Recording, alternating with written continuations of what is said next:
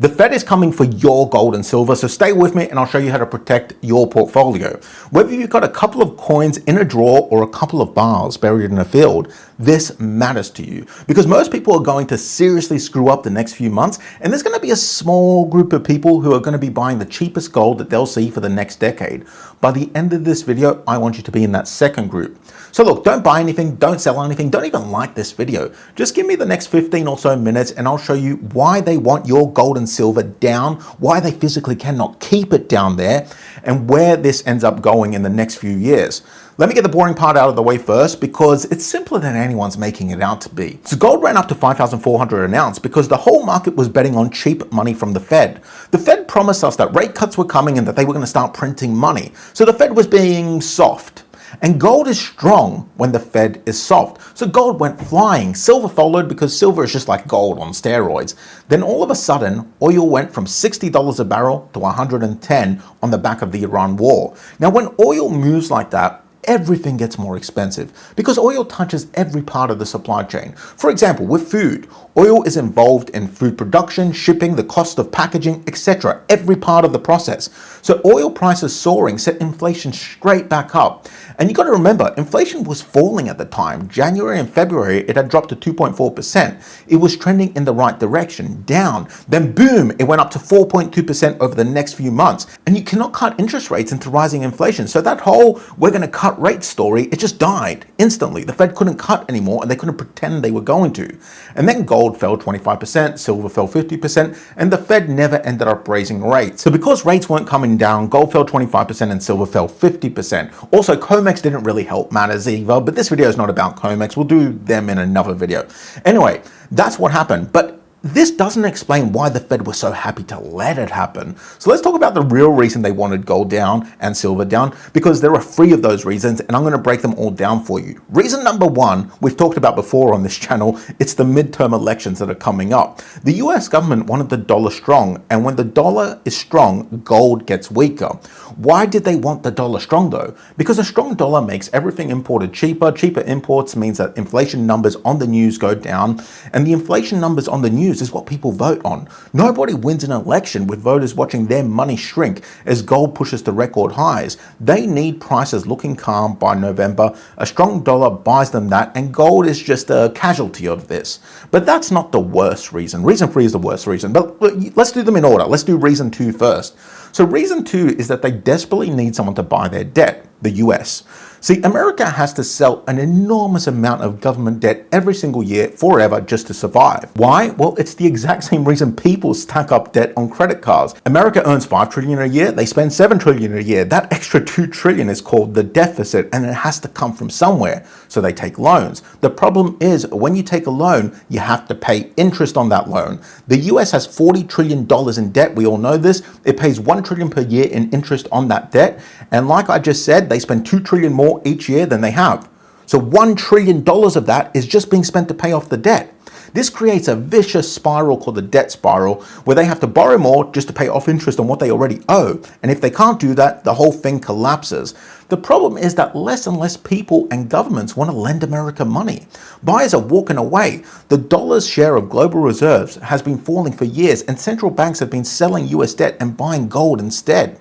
Think about what that means mechanically. Every time a central bank buys gold, it means that it's not buying US debt, which means that the US has to offer higher interest rates on its debt just to attract lenders, which means that their interest payments go up. Again, vicious cycle. So what do you do to stop people buying gold and to get them buying US debt again? You attack gold, you lower its price. But no, the Fed is a nice, upstanding organization. They would never do such a thing. Oh, okay, yeah.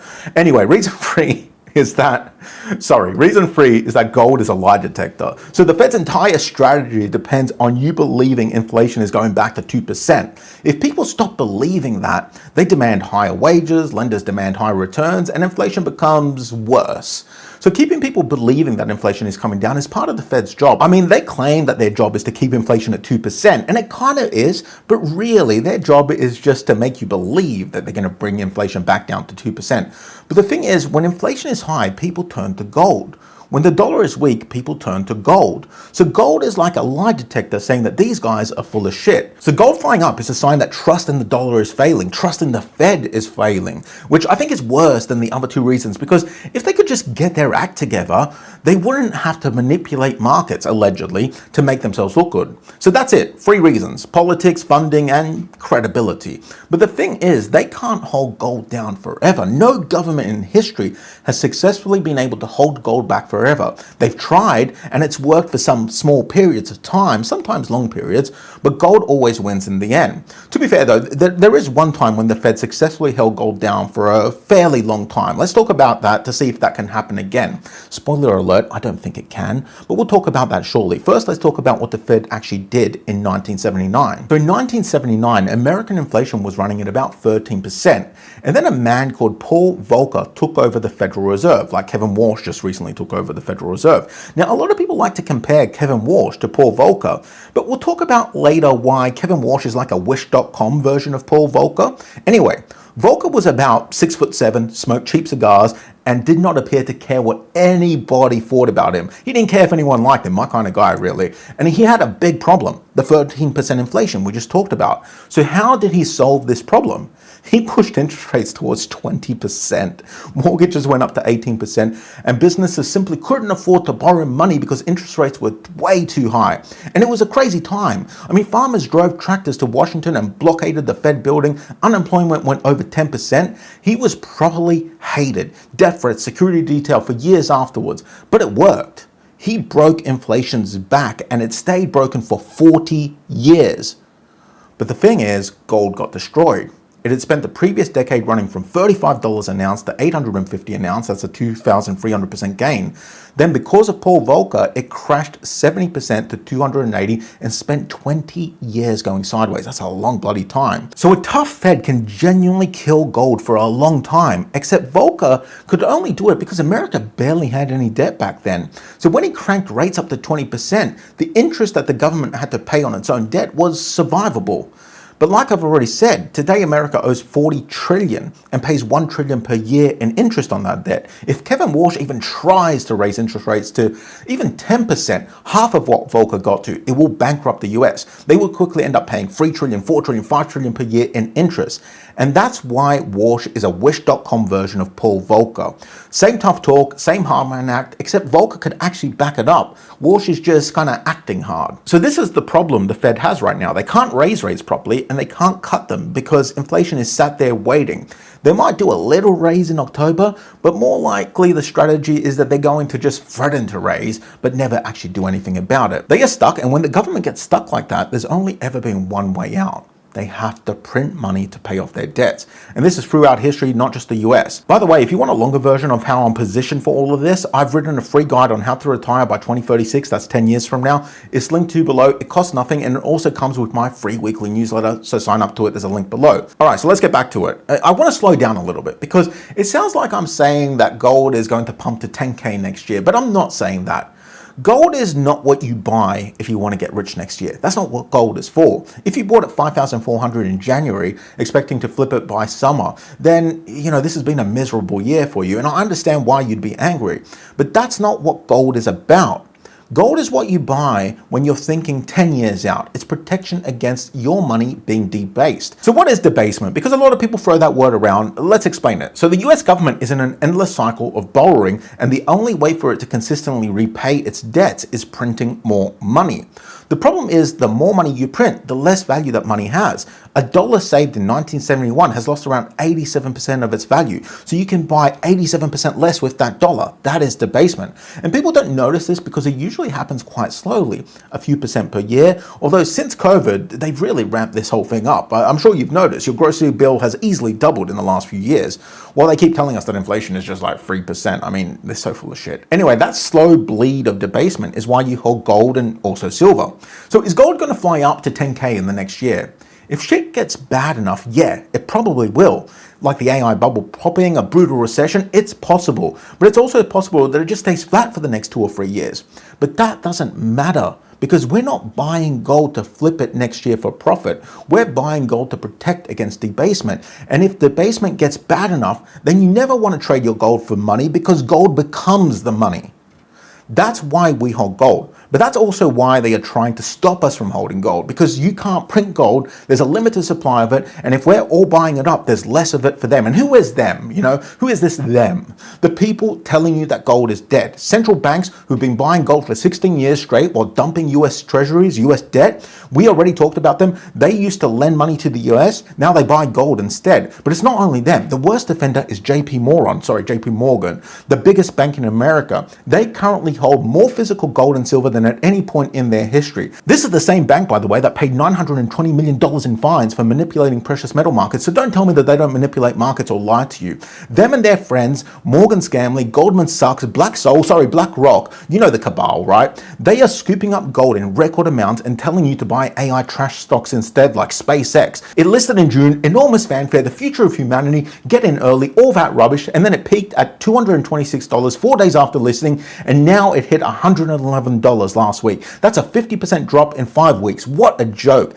And some guy called Chad in the comments is going to say, well, silver dropped 50% too. I love Elon Musk. Whatever. Silver took 6 months to fall 50%. SpaceX did it in 5 weeks, but silver went on an epic 500% run before it crashed 50%. Even now, after being cut in half, it's still nearly 3 times what it was a few years ago. SpaceX went up like what, 30, 40%, and then it crashed 50%, and it's below where it was on day one. What an absolute joke. And back to the banks. They weren't telling you to buy AI stocks in 2022 when it actually was the right time to buy them. No, they're telling you to buy them now when they're all overheated. Okay, deep breath. Now I'm the one that's getting overheated. I'll calm down a little. Because with all that being said, I don't want to be one of these guys that just presents one side of a story. A lot of this is just my opinion after all. So let me argue against myself so you get the full picture. Then you can decide if you agree with me or if you disagree. So the obvious risk is that I'm early by a long way. The last proper metals bear market ran for 4 years. 4 years of what you've just lived through, and we're not even a year into this one. Maybe it lasts longer than I expect, but remember what I said. I'm not buying gold to flip it next year. I'm happy to wait a decade. So even if I'm wrong, I don't care. The other risk is that the Fed actually means it. If inflation keeps running hot, who knows? Maybe Kevin Warsh isn't the Wish.com version of Paul Volcker. Maybe he's the second coming of Paul Volcker and he starts hiking rates. Maybe they reset the dollar or something. That way they don't have to pay off their debt and that allows them to hike rates in the meantime. Anything can happen. This world's crazy. I don't think that's going to happen, but it's not impossible. So we need to factor in that the Fed could hike interest rates significantly, which will keep gold down for a while. But in the end, gold always wins anyway, and I'm willing to wait, so I don't really care. Do you care? I don't care. Now, let me tell you where I actually think gold goes from here and what I'm doing about it. Short term, I think there's more pain coming possibly. And I wouldn't be surprised if gold goes down into the 3,000s, not to 3,000, into the 3,000s before this whole thing is finished. Maybe 3,500, maybe 3,700, who knows? But see, that's not a prediction, by the way, and that's not me saying wait for this number to buy gold. For my personal stack, I already own plenty of gold. I'll buy below 4,000 in tranches, and maybe 3,500 is where I'll buy most of it. If it never goes that low, no problems. I hold enough gold. You might be in a completely different situation to me, and for you, buying at 4,000 could be the bargain of a lifetime. That might be your position. So don't let my price be your price. And I'll tell you why, because long term, I think gold goes to $10,000 an ounce. I'm pretty convinced of it, because at some point the AI bubble has to pop, because every bubble in history has popped. At some point, the US government has to print an ungodly amount of money because they have no other choice. So over a long enough timeline, gold is going to go to $10,000 an ounce, in my personal opinion. Whether it turns around here from 4,000 or goes down to 3,500, 3,000, 2,500, even if it goes down to 1,000, the long-term trajectory is up to new highs. But for the dollar, the long-term trajectory is the same path it's been following since they took it off of the gold standard. Massive, massive debasement. Remember, a dollar saved in 1971 has lost around 87% of its value. And that is why I trade my dollars for gold. And honestly, that's what today's video is about. They crush gold because they are scared, they're incompetent, they're evil, but they can't keep it down forever. I'll see you in the next one.